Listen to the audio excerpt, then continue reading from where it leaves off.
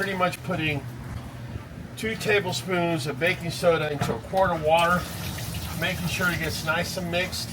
Okay, once I pour that onto my dog, what it's going to do is it's going to remove the active yeast that's there. But before you pour it, really important, you got to make sure that your dog has been well rinsed. Otherwise, it's not going to make it all the way down to the bottom of the fur. I'm sorry, to the bottom of the coat, all the way to the skin.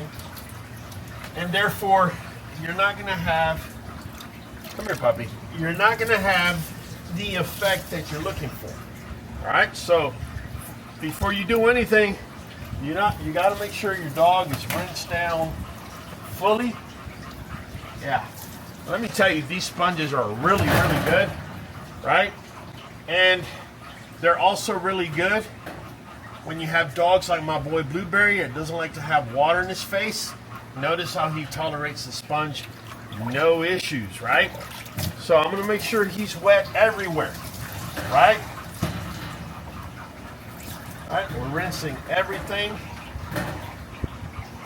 There you go. So now we're ready to go ahead and pour the baking soda mix that we just did, 2 tablespoons into a quart of water, and make sure it hits all of his skin. Now, make sure it doesn't get into his ears, because if it gets into his ears, yeah, we're about to lose Blueberry. Hold on, puppy. The other thing that we do want to do is make sure that we're pushing that baking soda, pushing you back, puppy. Push that baking soda all the way into all the nook and crannies. You got to do this, guys, right? Because that's the effect that we're looking for. But what's key right now, it's leaving it on him for a minimum of 5 minutes. If you could do 10, that's even better. 15, that's even better than that. Minimum 5 minutes. That's the very least positive thing that you can do. So we'll come back in 5 minutes. We're just gonna go ahead and rinse off the baking soda, right? The baking soda mixed water that we have in there.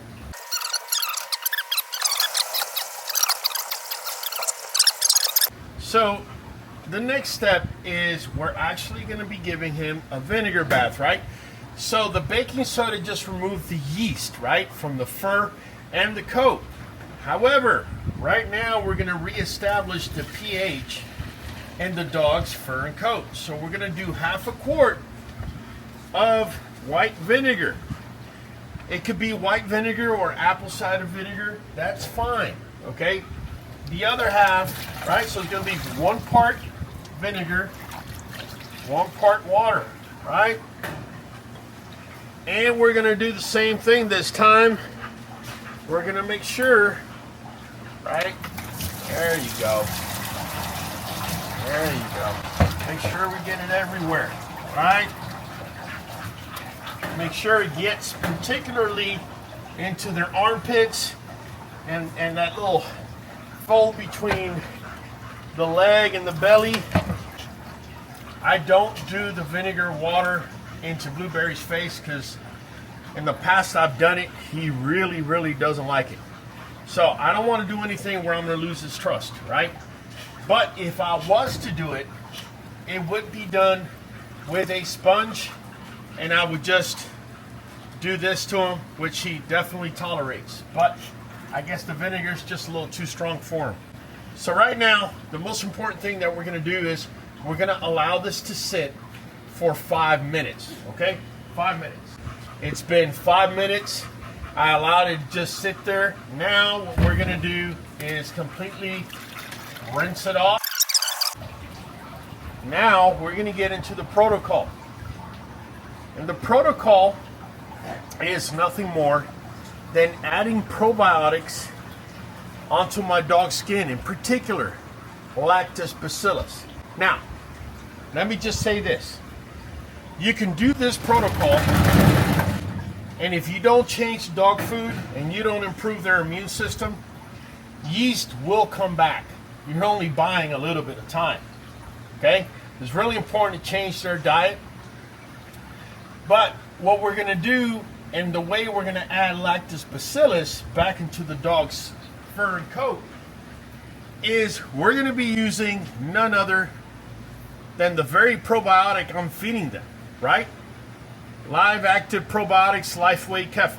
So what we're going to do is we're going to go ahead and shake this the way I just did. The way we found out that this stuff actually works on the dog's skin is I've seen in the hospital how someone with an active yeast infection was literally getting probiotics in water, and they were sticking their foot in it. Yes, their foot. And so that's where I got the original idea of doing this. And so if you have a dog that has retin paws, okay, Miss Ellis, you wrote to me here recently telling me your dog had retin paws. Here's something you can do, right? You stick their paws in there, okay? He just stuck it and pulled it out. All right, stick the other paw in there. Come here, puppy. There you go. Do the same with the others. And some of you write to me and you're like, oh, my dog's tail. Go ahead, dip the tail. We're about to pour it on the dog. Make sure, yes, make sure it gets everywhere, in particular in those areas where yeast likes to thrive. Any type of skin fold, right? If you got to use the sponge, go right ahead, okay? We're actually experimenting at this point and putting it, in particular, whenever we're bathing females that are coming into heat, we would purposefully bathe them with this. Make sure we get some of that on the outside of their cooter, so we could try and get lactobacillus to colonize. Therefore, the bad bacteria does not take over.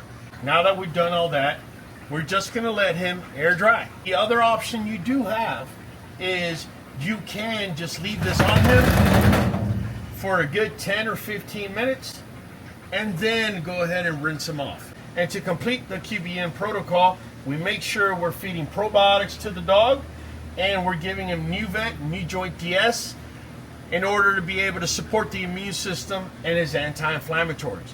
If you want to see how we detox a dog from yeast, or how we feed a dog in order to kill yeast in them, make sure to tune in to this next video. It's been Raul from the Cube. I'll be catching you right over here.